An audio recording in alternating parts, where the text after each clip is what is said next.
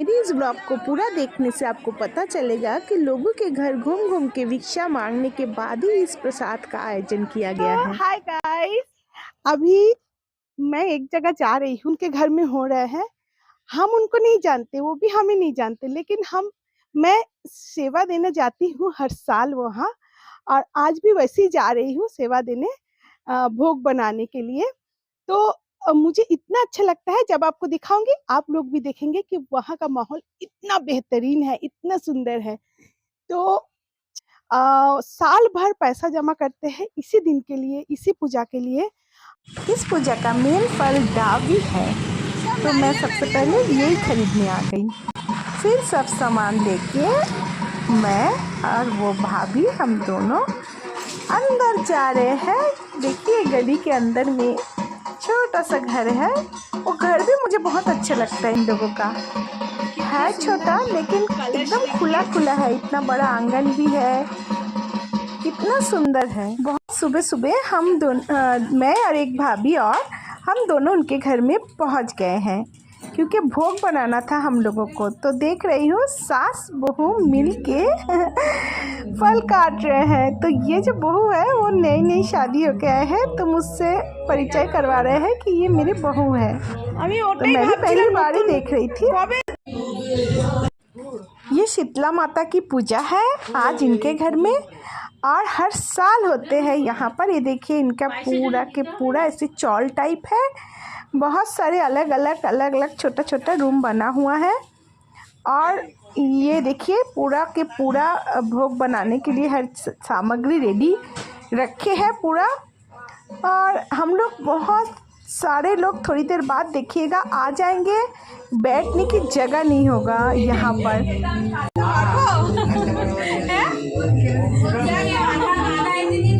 सबसे पहला काम जो हुआ वो माँ का मुंह जो ढका हुआ था उसको सबसे पहले मुंह को खोला गया। माँ की इतनी सुंदर, इतनी अद्भुत था उनका मुंह, चेहरा मैं बता नहीं सकती, आप लोग खुद ही देख लीजिए। उसके बाद जो हुआ माँ का श्रृंगार, ये है छोटे छोटे उन लोग बना के रखे। कोई कोई देती भी है, जिनका मनता पूरा हो जाते हैं उन लोग चढ़ाते भी है। तो अभी सबसे पहले माँ का श्रृंगार हो रहा है। माँ को पायल पहनाया जा रहा है, उसके बाद बिंदी, फिर नथ, फिर कान के, फिर बहुत सारे छोटे छोटे श्रृंगार से अभी सजाया जा रहा है। तो ये जो शीतला पूजा है ये इतने सालों से है, मुझे नहीं पता। मैं जब से शादी होके आई हूँ तब से तो देख रही हूँ। चटनी बनेगा ना, उसके लिए टमाटर है ये। जब तक वहाँ पर माता रानी का श्रृंगार हो रहा था तब तक मैं बैठ गई सब्जी काटने, जो स्पेशली माँ का भोग बन रहा था ये अलग से। तो सब्जी काटने चालू कर दी मैं। फिर पानी भर भर के सब सब्जी को बहुत अच्छे से, एक बार, दो बार, तीन बार, बहुत अच्छे से सब्जी को मैं धोना चालू कर दी। फूलगोभी बस लागे ना, फूलगोभी बस।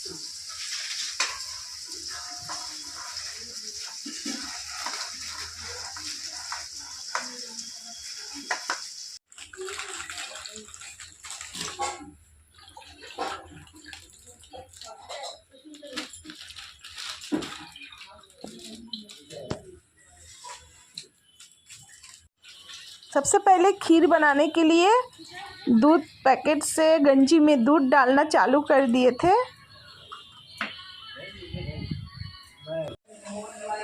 काटते समय तो नहीं, लेकिन भोग बनाते समय ऐसे मुंह में पट्टी डालना पड़ता है ताकि इसका खुशबू अंदर तक ना जाए। तो इसीलिए ऐसे करके बांध के बैठी थी। पट्टी जो है खीर और खिचड़ी बनाते समय ज़्यादातर लगाना पड़ता है। इस पूजा का जो सबसे ज़्यादा इम्पोर्टेंट और अनोखा जो रस्म है वो है लोगों के घर घूम घूम के भिक्षा मांगना। मतलब दाल चावल ही सिर्फ मांगना है, और दाल चावल में जो जितना, एक मुट्ठी भी कोई दे दे तो कोई बात नहीं। तो मांगने के बाद उसी दाल चावल से सबके लिए भोग बनेगा और माँ का जो खिचड़ी भोग होगा उसी दाल चावल से बनेगा। तो आइए चलते हैं सबके घर घर। सबसे पहले हम आ गए एक अंकल आंटी के घर, जो आंटी की तबीयत बहुत ज़्यादा तो ठीक नहीं थे, बड़ी मुश्किल से चल के आए।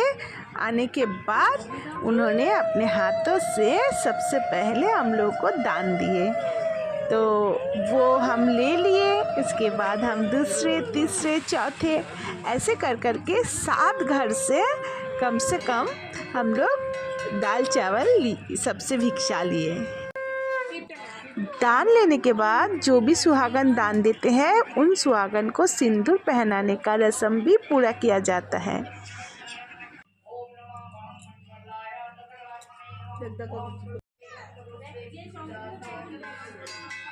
बेटा बजाओ। फिर हम चल पड़े दूसरे घर की ओर।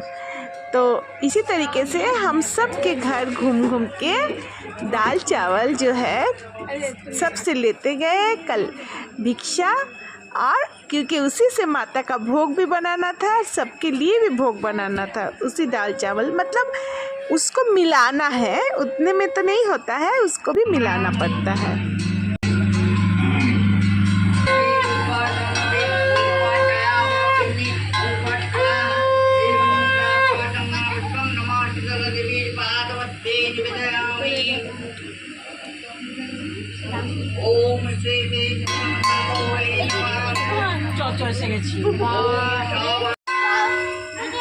हाँ अब ठीक।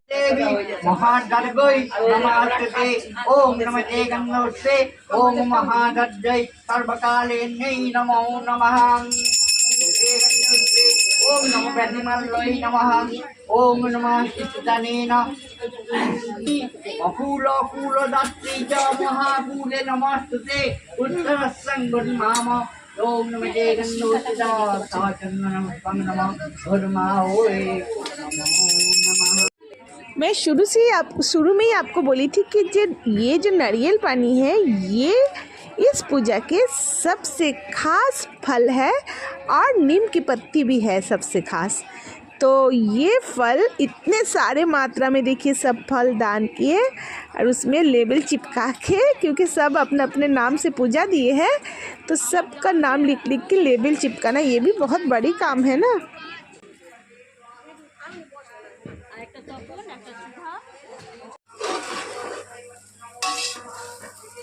यहाँ हम लोग भी भिक्षा जैसे ही आ गया दाल चावल, हम लोग भी अपना बनाना चालू कर दिए माँ का भोग।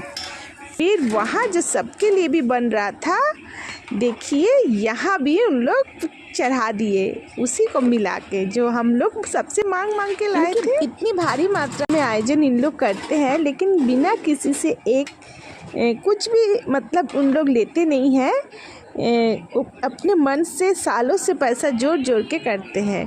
फिर घर के जो नई बहू थी वो सबको शरबत दे रहे थे, क्योंकि सब कोई उपवास करके बैठे थे। यहाँ के छोटे छोटे बच्चे भी कुछ ना कुछ काम कर रहे थे ना, कोई खाली बैठे हुए नहीं थे। देखिए आप भी। भोग प्रसाद बन गया था हम लोग का, जो माता रानी के लिए बन रहा था। तो फिर हम लोग उसको लेके माँ को निवेदन किए भोग को।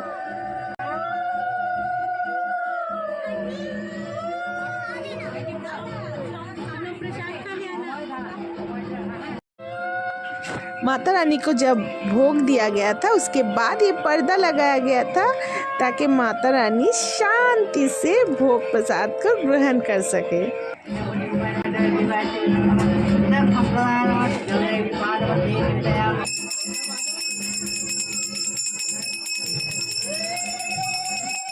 भोग प्रसाद देने के साथ साथ आरती भी उसके साथ शुरू हो गया। तो आरती तो बहुत बड़ा था, बहुत सारी चीज़ों से माता का आरती किया गया था।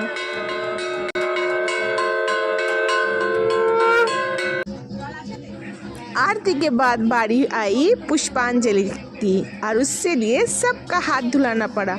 मैं तो इतने सारे लोगों का हाथ धुलाते धुलाते थक गई थी। इसके बाद मेरे दिमाग में एक चीज़ आया, वो है वो क्या चीज़ है मैं आपको बता रही हूँ। वो मैं हाथ में पानी ली अच्छे से और सब के ऊपर छिड़का दी ताकि सब एक साथ शुद्ध हो गए।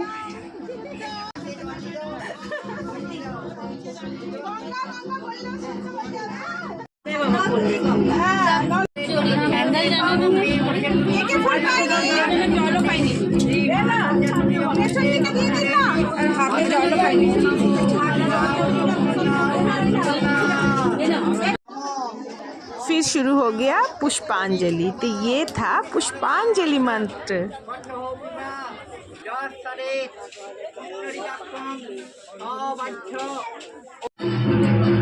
पुष्पांजलि हो गया, अब बारी है प्रसाद की। तो सब कोई इंतजार करने लगे कब आएगा प्रसाद।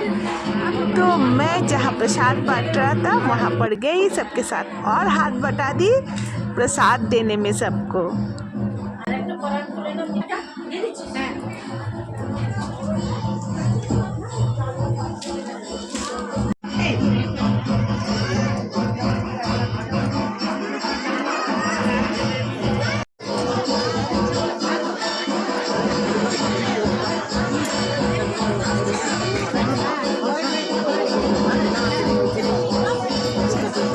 शांति ओम शांति ओम शांति ओम विद्री संध्या ओम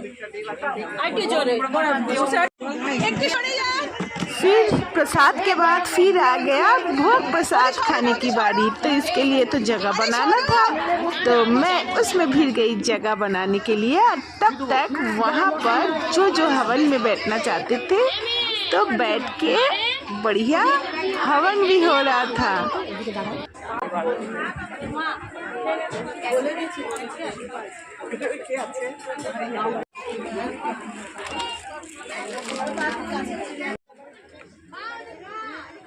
क्यों आप सबको भी लालच आ रही है ना? गरम गरम खिचड़ी भोग देख के मुझे भी आ गई थी।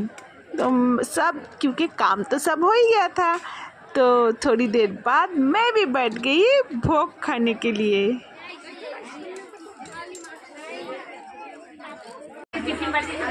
না ভরিনি এখনো দিচ্ছি একটা খেয়ে বসতে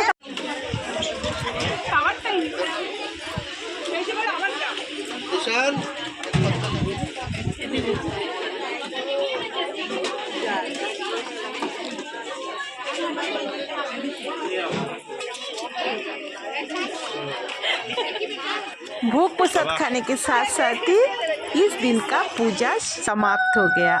अब दूसरे दिन मैं आई हूँ जब माता को विदा लेने की बारी आ गई थी।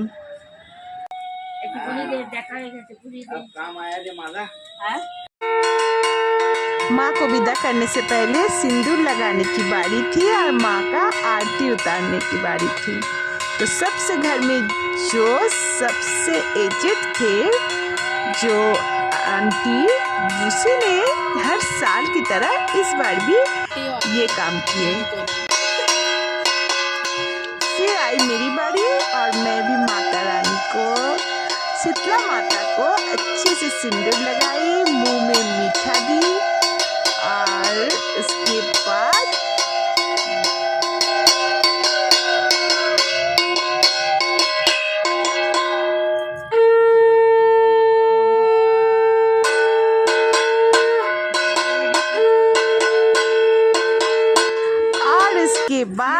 हुआ सिंदूर खेला, जो हमारे बंगाली ट्रेडिशन में सबसे अहम चीज़ है।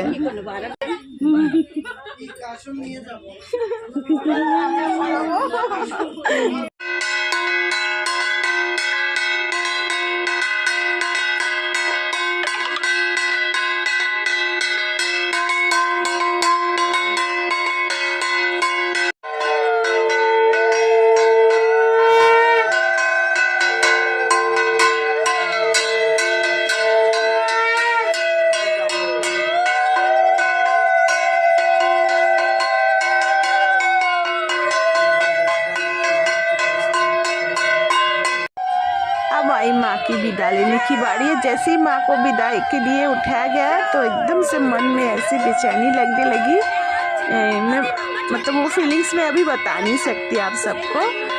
ऐसे एक दिन के लिए सही, लेकिन बहुत ज़्यादा लगाव हो जाते हैं माता रानी के साथ।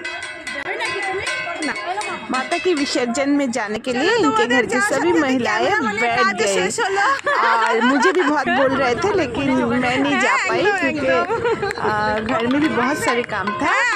तो माता को जब तक माता विदाई नहीं हुए तब तक मैं वहीं पर खड़ी थी।